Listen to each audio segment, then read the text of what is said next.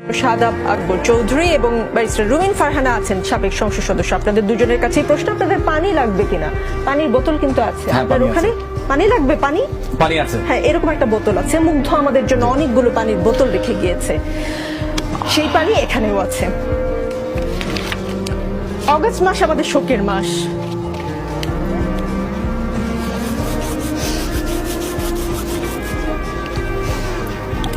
অগস্টের আগে জুলাইতে এমন করে শোক পালন করতে হবে আমরা কেউ ভাবিনি।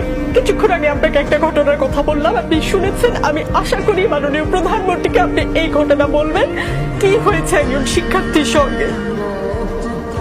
প্লিজ দর্শক কেউ ভাববেন না যে আমি প্ল্যান করে এসেছি, আমি কোনো ভিউ বাড়ানোর জন্য কান্নাকাটি করছি। প্লিজ কেউ ভাববেন না। আমি একজন অ্যাঙ্কর, আমার আসলে ইমোশনাল হওয়ার কথা না। আমি মূল অনুষ্ঠানে যাচ্ছি।